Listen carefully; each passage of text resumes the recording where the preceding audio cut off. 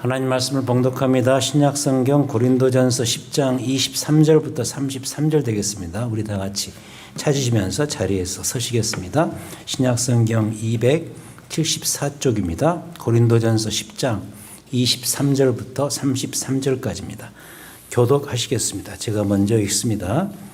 모든 것이 가하나 모든 것이 유익한 것은 아니요 모든 것이 가하나 모든 것이 덕을 세우는 것은 아니니 누구든지 자기의 유익을 구하지 말고 남의 유익을 구하라.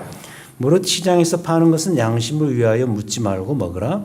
이는 땅과 거기 충만한 것이 주의 것임이라. 불신자 중 누가 너희를 청할 때 너희가 가고자 하거든 너희 앞에 차려놓은 것은 무엇이든지 양심을 위하여 묻지 말고 먹으라. 누가 너희에게 이것을 재물이라 말하거든 알게 한 자와 그 양심을 위하여 먹지 말라. 내가 말한 양심은 너희의 것이 아니요 남의 것이니 어찌하여 내 자유가 남의 양심으로 말미암아 판단을 받으리요. 만일 내가 감사함으로 참여하면 어찌하여 내가 감사하는 것에 대하여 비방을 받으리요. 그런즉 너희가 먹든지 마시든지 무엇을 하든지 다 하나님의 영광을 위하여 하라. 유대인에게나 헬라인에게나 하나님의 교회나 거치는 자가 되지 말고 함께 읽습니다. 나와 같이 모든 일에 모든 사람을 기쁘게 하여 자신의 유익을 구하지 아니하고 많은 사람의 유익을 구하여 그들로 구원을 받게 하라. 아멘. 앉으시겠습니다. 기독교 신앙을 갖는다는 것이 무엇을 의미할까?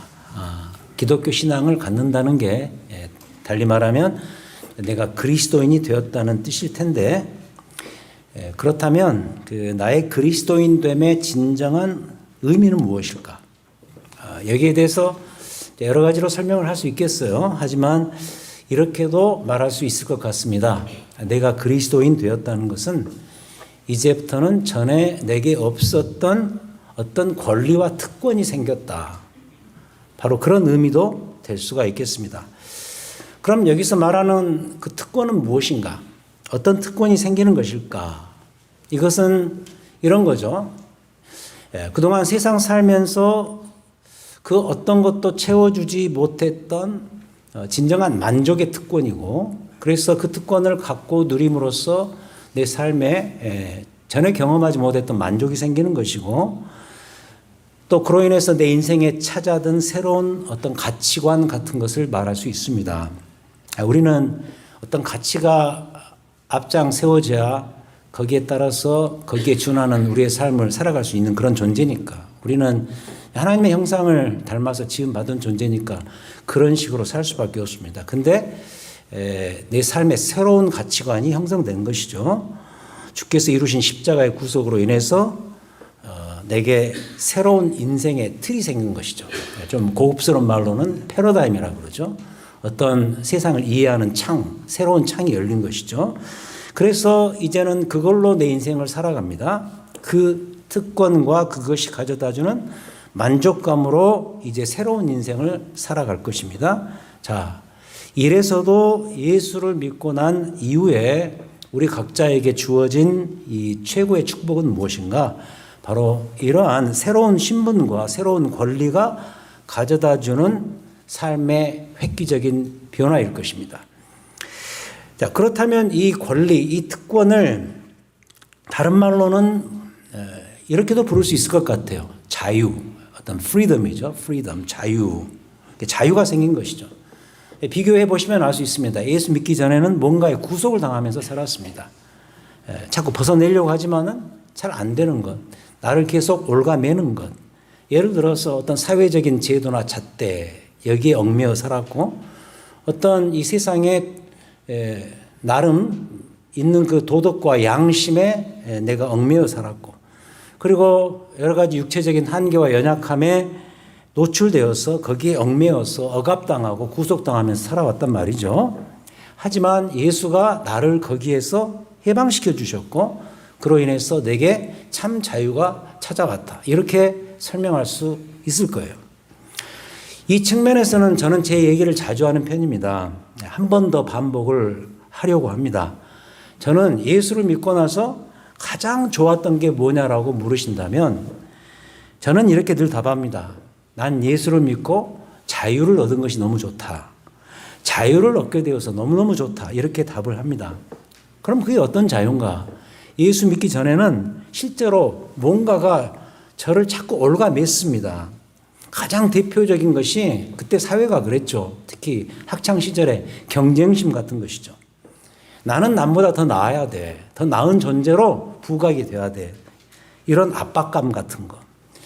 그런 압박감이 나를 휘몰아치면 거기에 따라오는 현상들이 있습니다. 내 안에 비교의식이 생기게 되고 항상 나를 누군가 비교해서 나의 나됨을 규정하려고 하고 그렇게 되면 또 불안감이 찾아오죠. 이 불안감 그리고 더 심해지면 열등감 등등이죠.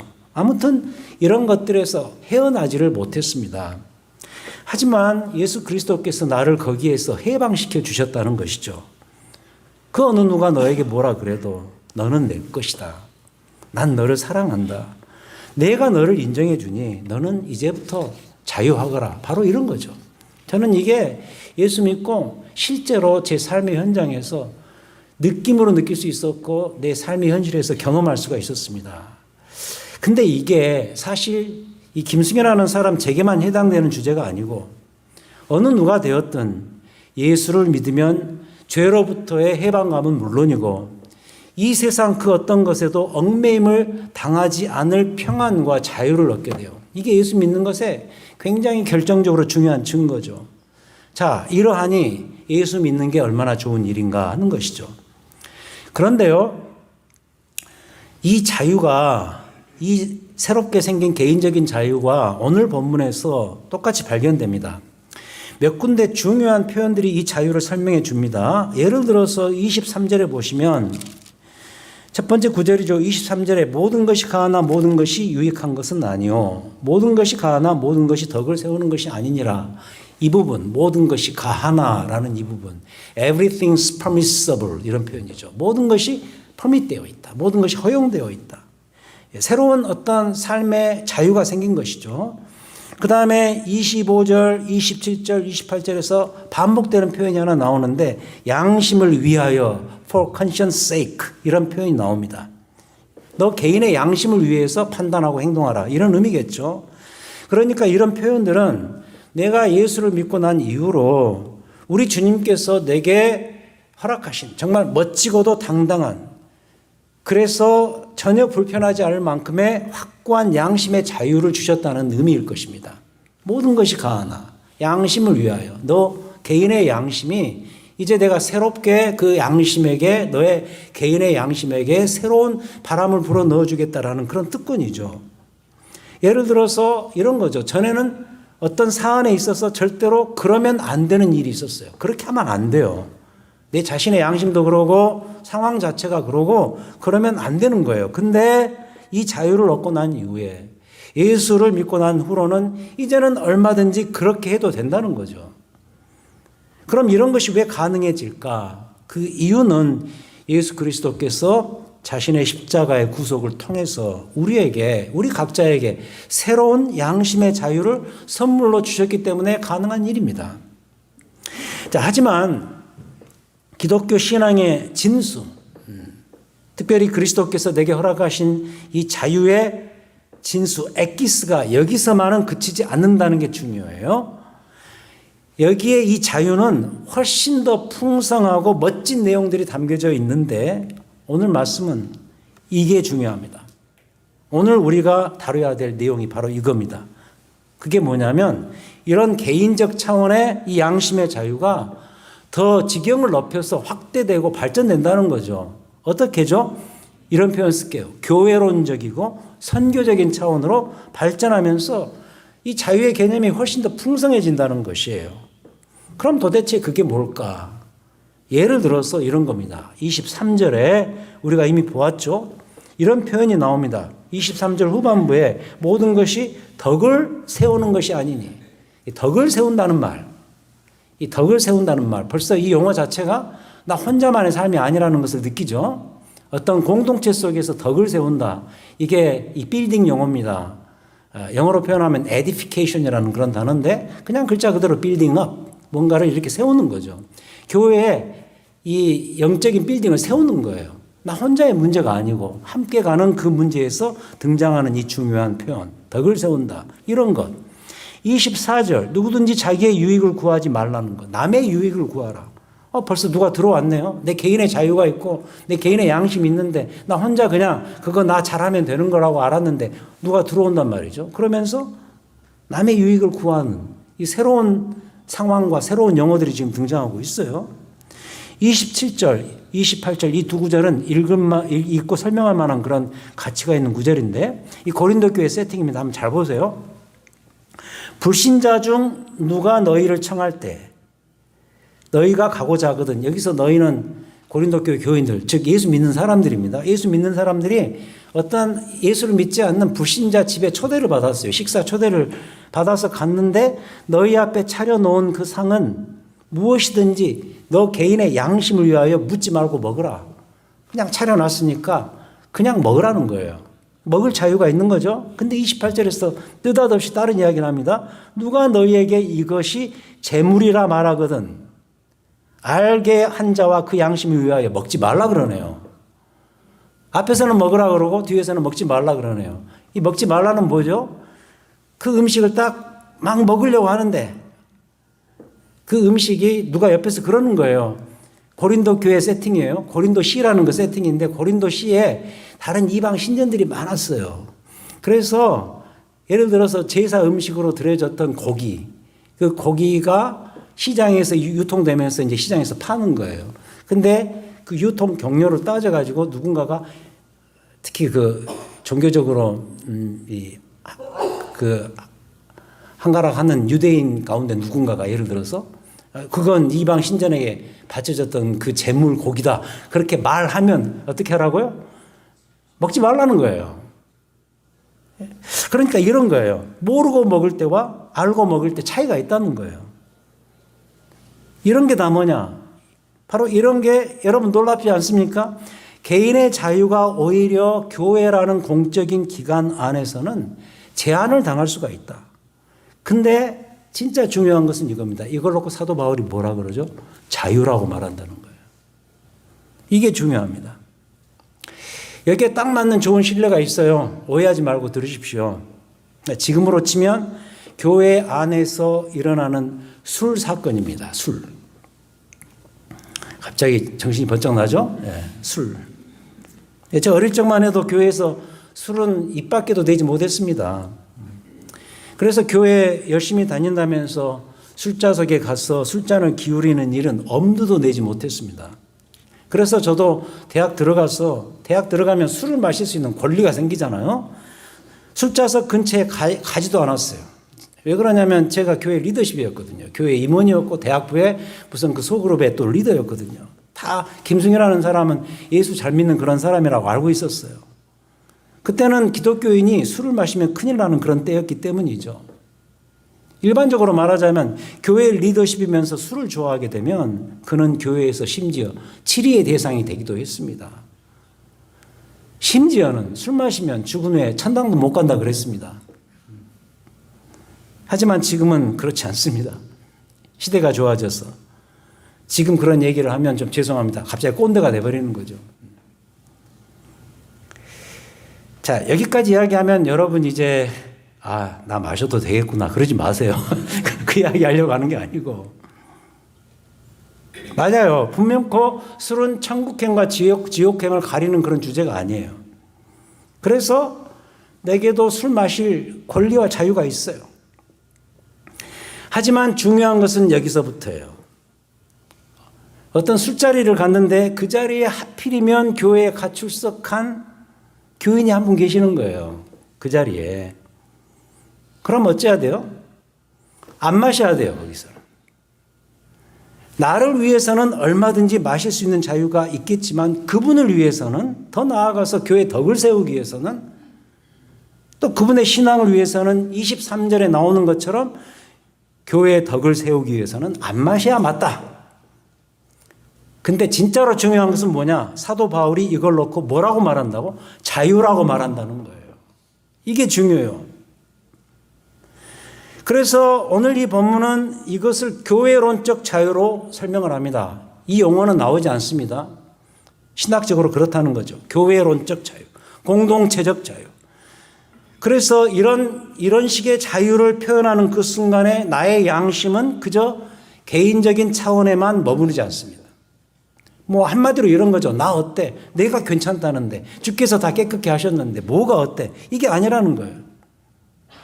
내 개인의 양심이 남의 양심을 위해서라면 이런 식으로 내 개인의 자유가 얼마든지 조절될 수가 있다. 그런데 이 조절된 상태를 놓고서 성경이 뭐라고 말하냐? 참 자유라고 말한다는 거예요. 놀랍지 않습니까? 그럼 잘 살펴보세요. 어떤 의미에서는 이 자유는 빼앗긴 자유 아닙니까? 내 마음대로 못하니 내 개인의 자유가 주께서 다 그 개인적 자유를 허락해 주셨다 그래 놓고 그 자유를 쓰려고 하는데 이 자유를 막으니 빼앗긴 자유같이 느껴집니다. 근데도 이 자유가 내가 가지고 있어야 될 참 자유고 이렇게 말하니 얼마나 대단한 역설입니까? 하지만 이런 식인데도 이 자유가 기독교 신앙에서 말하는 참 자유이고 더 나아가서 교회론적 자유이고 선교적인 자유가 된다. 이런 가르침이죠. 근데 더 확대해서 이 역설이 참 진리가 되는 이유는 그 다음 구절에서 더 자세하고 풍성히 설명이 돼요. 31절입니다. 31절. 아주 중요한 구절입니다. 우리가 잘 아는 구절이죠. 한번 같이 읽죠. 시작. 그런즉 너희가 먹든지 마시든지 무엇을 하든지 다 하나님의 영광을 위하여 하라. 이 구절 정말 중요하죠. 우리는 이 구절을 자주 대했습니다만 되게 이렇게 우리가 느낍니다. 너희가 먹든지 마시든지 무엇을 하든지 이 부분은 그냥 넘어가고 다 하나님의 영광을 위하여 하라. 이 부분에 강조를 두죠. 그래서 은혜를 받죠. 근데 어쩌면 오늘 이 본문에서는 앞에 그 부분이 더 중요할 수가 있어요. 먹든지 마시든지 무엇을 하든지. 왜 이 구절이 중요하냐? 사도 바울이 우리가 이렇게 사는 것이 결국에는 그토록 중요한 용어죠. 하나님께 영광을 돌리는 길이라고 말하고 있기 때문에 중요해요. 어느 누구에게든 걸림돌이 되지 아니하고 단 한 명이라도 그를 주님 앞으로 인도하기 위해서라면 내 개인적인 유익을 제한시키고 또 남의 유익을 위해서라면 나의 독특한 이 자유를 잘 사용하는 그러한 선교적인 삶이 하나님께 영광을 돌리는 삶인 셈인 거죠. 그래서 32절에서 피어리어드를 딱 찍어버려요. 여기서 그러죠. 32절. 유대인에게나 헬라인에게나. 이걸 좀 굳이 표현하면 교회 열심히 다니는 사람이나 지금으로 말하면 교회를 좀 덜 열심히 다니는 사람에게나 하나님의 교회나 거치는 자가 되지 말고 33절 나와 같이 자기를 끄집어 들여요. 사도 바울 나와 같이 모든 일에 모든 사람을 기쁘게 하여 자신의 유익을 구하지 아니하고 많은 사람의 유익을 구하여 그들로 하여금 구원을 받게 하라. 그렇게 이야기하죠. 선교적인 자유죠. 이 대단한 자유, 교회를 생각하는 자유고 선교적인 자유입니다. 그래서 저는 이 자유를 좀 이렇게 바꿔 불러보고 싶어요. 적극적 자유다. 액티브 프리덤이죠. 매우 적극적인 자유. 그렇다면 그 반대, 소극적인 자유는 뭐냐? 결국 내 개인을 위한 내 개인의 자유입니다. 아까 말씀드린 모든 것이 가한 그 자유. 그 자유는 나를 위한, 내 자신을 위한 소극적인 자유에 불과합니다. 술을 예로 들었잖아요. 나는 그리스도인이어도 얼마든지 마실 수 있는 권리가 개인적으로 있어요. 왜냐하면 주님께서 술을 가지고서 내 구원을 논하시지는 않기 때문입니다. 26절에서 그러잖아요. 이는 땅과 거기 충만한 것이 다 주의 것입니다. 주께서 다 redeem, 구속하셨으니 이제 너에게는 그런 것들을 얼마든지 할 수 있는 개인적인 자유가 있다. 그런 이야기죠. 근데 거기까지는 내 개인을 위한 소극적인 자유인 거예요. 근데 거기서 그치지 말고 이 소극적 자유가 더 큰 것으로 확대되고 발전해서 더 적극적인 차원의 자유가 되려면은 지평을 여기서 더 넓혀야 되는데 그게 바로 뭐냐? 그게 바로 교회론적인 자유이고 선교적인 자유이다. 이 이야기인 거죠. 그래서 이 자유가 실제로 생기면 이제부터는 난 어떻게 살 것인가. 아주 간단합니다. 나를 위해서 사는 존재가 아니라 남을 위해서 산다는 거예요. 그래서 그때는 내 자유도 남을 위해서만큼은 제한을 당할 수가 있고 심지어 구속까지 당할 수 있는 것이죠. 이를테면 교회의 덕을 세우고 남의 유익을 구하며 사는 것이 도리어 더 풍성한 자유의 생활이 된다는 그런 가르침인 것이죠. 여러분, 이게 뭐예요? 이게 바로 신자에게 주어진 더 적극적인 자유, 새로운 자유인 것이에요. 우리가 예수 믿고 신앙생활하고 교회생활을 하면서 신앙이 더 잘하고 성숙되고 풍성해지기를 원하시잖아요. 그렇다면 여기까지 가야 되는 거예요.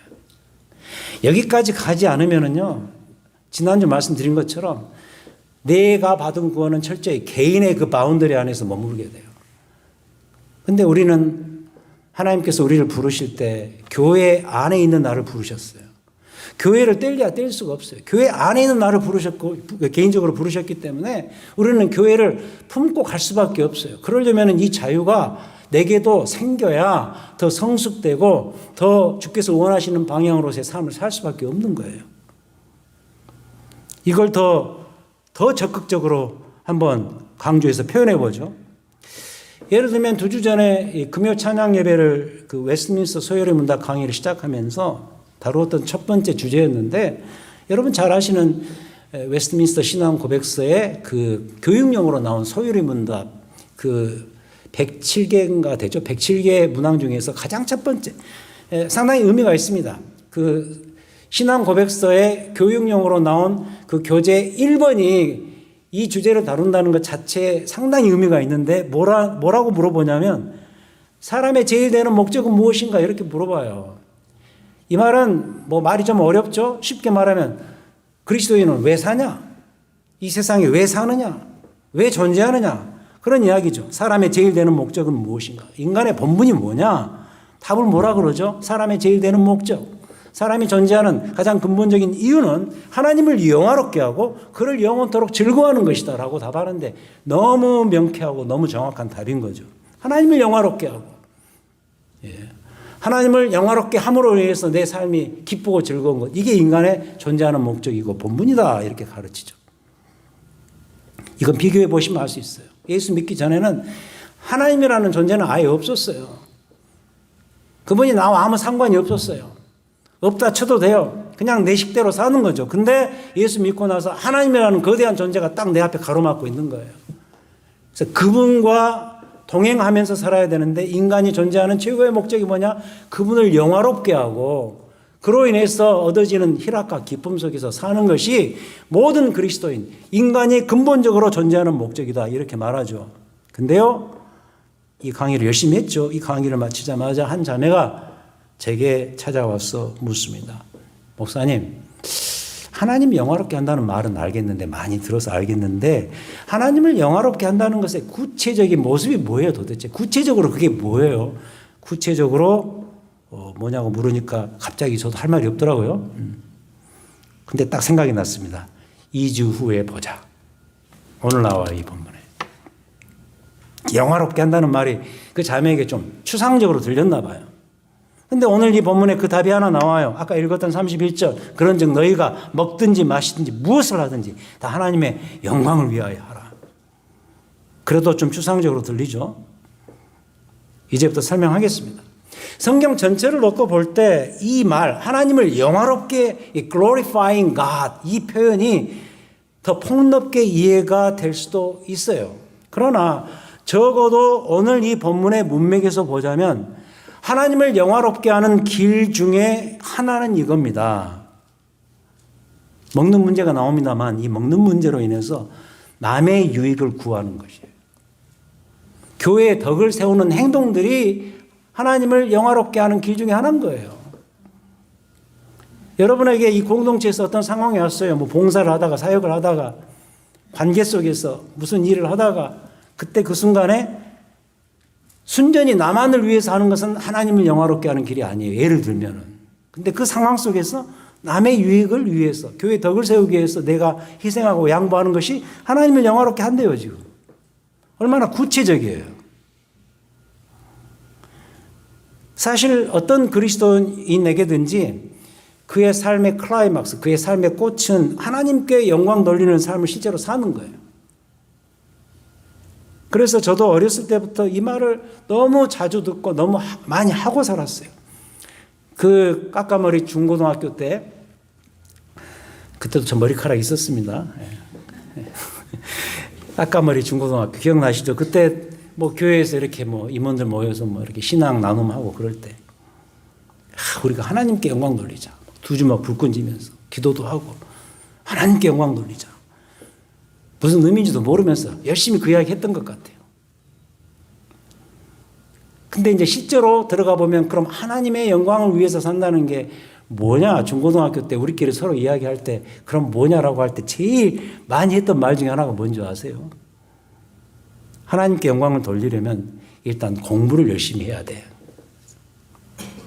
꼭 성공해야 돼. 그리고 공부 열심히 하면 성공과 직결되는 그런 시대였습니다. 그리고 뭐 별로 이렇게 성경에 없는 말 같은데 자꾸 쓰는 말이 있었어요. 꼬리가 되지 말고 머리가 되라 그러고. 사회 우등생이 되라 그러고. 그래야 교회와 세상에 영향력을 더 미치니까 그게 하나님께 영광 돌리는 길이다.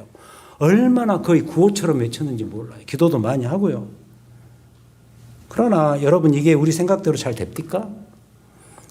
예를 들자면 그렇게 열심히 외치면서 뭐 공부도 열심히 해서 사회적으로 성공한 사람이 있지만 그 교회 다니는 우리 형제 자매들 가운데 그렇게 되지 못한 많은 형제 자매들이 있어요. 그럼 그 사람은 하나님께 영광 돌리지 못한 건가요? 그럼 말도 안 되는 그 이원론적인 법칙이 어디가 있습니까? 꼭 사회적으로 잘 되어야만 그게 진짜 하나님께 영광인가? 아니에요. 그건 우리 생각이에요. 왜 이야기를 하는가? 여러분 기억하셔야 돼요. 오늘 이 유명한 31절의 말씀, 너희가 먹든지 마시든지 무엇을 하든지 하나님의 영광을 위하여 하라 라는 이 말씀이 오늘 이 본문에서는 놀랍게도 교회 내에서의 먹는 문제로 시작되었음을 아셔야 돼요. 우리도 이 먹는 문제가 중요했잖아요, 사실. 지금도 중요하지만. 예? 이야기는 그거예요. 먹든지 마시든지 이 문맥 자체가 지금 음식 문제가 나왔으니까 그 이야기를 하는 거죠. 뭘 먹고 뭘 마시든지 간에 뭘 먹고 뭘 마시든지 교회에 덕을 세우는 방향으로 하라는 거예요. 꼭 더 먹고 덜 먹고의 문제가 아니고 그게 밥이냐 아니면 간식이냐 이 문제가 아니고 뭘 먹고 뭘 마셔야 하는지 이런 문제가 아니고 뭘 먹고 뭘 마시든지 간에 교회 성도들의 마음을 해치지 않는 상태에서 먹고 마셔야 될 것이다. 이게 하나님께 영광을 돌리는 길이다. 이런 설명이에요. 그래서도 하나님께 영광을 돌리는 길은요, 생각보다 그렇게 거창한 게 아닙니다. 기억하셔야 돼요. 거창하지 않아요. 뭐 아까처럼 사회 우등생이 되고 사회 머리가 돼야 되고 그렇게 거창한 주제가 아니에요. 여러분 개인에게도 이건 충분히 적용될 수 있어요. 그렇게 거창한 주제가 아니고 어쩌면 먹고 마시는 평범한 문제에서부터 시작되는 것이 뭐냐, 바로 하나님을 향한 영광의 길이라는 거예요. 뭘 해도 그것을 결국 교회를 위해서, 주께서 피값으로 사신 이 아름다운 교회를 위해서, 더 구체적으로 남을 위해서 쓰라는 거죠. 교회의 덕을 세우기 위해서, 남의 유익을 위해서 내 것을 쓰지 말고 내 것을 오히려 제한시키는, 전혀 자유 같지 않은 자유, 근데 그것을 최고의 자유로 평가하는 그 자유, 그 자유를 실제로 구가하고 누리고 나누면서 사는 삶, 뭐예요? 하나님께 영광되는 삶인 거예요. 오늘 이후로 거창하게 생각하지 마세요. 하나님께 영광이라는 것은 거창한 것 아니에요. 물론 거창하죠. 하지만 하나님께 영광이라는 것이 우리가 생각하는 그 수준의 그런 거창한 것을 성경이 요구하지 않고 있다는 거예요. 어떻게 보면은 일상적인 작은 문제에서부터 교회의 덕을 세우고 남의 유익을 위해서 섬기며 사는 것이 하나님께 영광 돌리는 길이다라고 너무 분명히 말하잖아요.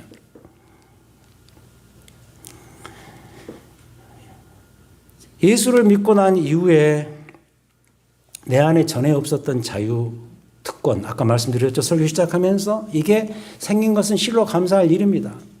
개인적으로 저 간증처럼 이 김승현이라는 사람이 예수 믿고 나서 자유를 얻게 된 것이 너무 좋았다. 철저히 개인적인 그런 고백이요 간증입니다. 그러나 저마저도 여러분들도 거기서만 그치면 안 된다는 거예요.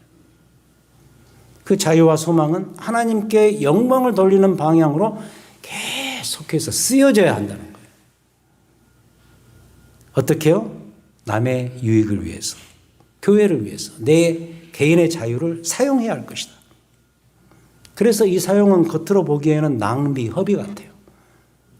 있는 대로 다 퍼부어지고 있는 대로 내 자신을 허비하고 덕을 쌓기 위해서. 근데 알고 보니까 그게 큰 것을 생산해 내더라. 그래서 우리는 이걸 놓고 생산을 위한 허비라고 말할 수가 있겠죠. 나의 이 허비. 그래서 귀하고 소중한 허비가 아닐까요? 오늘 우리는 세 가지를 배웠어요. 첫 번째는 뭐냐? 내 개인에게 임한 예수 믿고 난 이후의 참 자유입니다. 놀라운 특권입니다. 내 개인의 양심을 새롭게 하시고 깨끗게 하신 예수 그리스도. 얼마나 소중한 분이십니까? 소중한 사역이었습니까? 그 그리스도의 구속의 사건으로 말미암아 내가 개인적으로 양심의 자유를 얼마든지 갖고 누릴 수가 있어요. 그러나 두 번째로 그 자유는 놀랍게도 공동체 상황에서는 제한을 당할 수 있다. 구속당할 수가 있다. 덕을 세우고 교회 공동체를 위해서 남의 유익을 위해서 허비하는 그 자유가 놀랍게도 그 교회론적 자유, 선교적 자유가 참 자유라고 말하고 있는 이 역사를 이해하시겠어요, 여러분? 여기까지 가야 되는 거죠. 이래야 이 신앙이 성숙하는 거죠. 그리고 교회가 함께 자라는 것이죠. 이게 두 번째라고 한다면 이제 그걸 이 폭탄으로 터뜨린 게 31절이에요.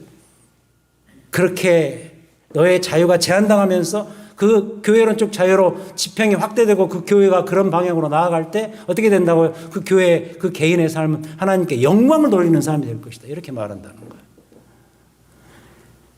왜 오늘 제가 이 말씀을 에베소서를 하다가 이 말씀을 선택해서 하는가? 이 성찬식 때문이에요. 금년 들어서 처음 하는 성찬식이죠. 성찬식에 들어가면서 중요한 것 중에 하나가 뭔지 아세요? 가르침이죠. 성경의 가르침이죠. 너 자신을 먼저 분별하라는 거예요. Discern yourself.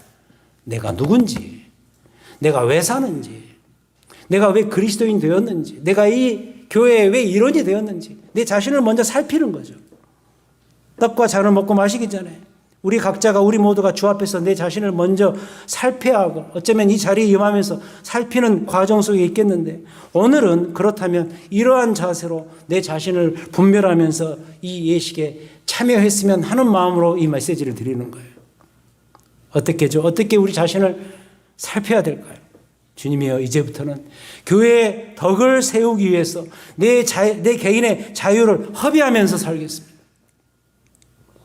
주의 몸된 교회를 위해서 살겠습니다. 또 나만을 위해서 살지 않고 하나님의 영광을 위해서 살겠습니다. 어떻게 하죠? 내 주변의 믿음의 형제 자매들을 위해서 내 자신과 내 인생을 허비하면서 살아갈 때 그게 하나님께 영광되는 그러한 삶인 것으로 제가 믿고 받으니 그렇게 살도록 하겠습니다. 이런 결단과 이런 분별함을 가지고 이 자리에 참여하잖아요. 왜 그랬죠? 왜 그러죠? 우리 주님 자신이 성찬 예식 때 그 모습을 친히 보여주셨기 때문이죠. 제자들의 발을 씻겨주면서 이로써 이 모습, 이런 섬김의 모습으로서 너희가 나의 제자인 것을 세상 사람들이 알 것이다. 그렇게 이야기하지 않았어요. 저는 이 기회에 우리 교회가 거듭났으면 좋겠어요. 어떻게 거듭나야죠? 이제 그리스도의 사랑과 섬김의 모습이 교회 여기저기서 보일 수 있도록 주의 사랑으로 그 사랑이 느껴지는 주의 제자의 공동체가 느껴질 수 있도록 보일 수 있도록 그렇게 거듭났으면 좋겠어요. 그러려면은 여러분 자신이 중요합니다. 내 개인의 자유를 주의 나라와 교회를 위해서 허비하겠습니다.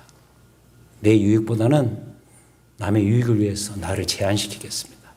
이게 하나님께 영광 돌리는 삶이라면 주님 제가 그 길 가겠습니다. 이러한 분별이 있고 살핌이 있는 오늘의 이 말씀과 특히 우리의 성찬 예식이 되기를 우리 주님의 이름으로 축원드립니다. 주님이여 감사합니다. 우리에게 먼저 십자가를 중심으로 해서 모든 면에서 본을 보여주시고 특히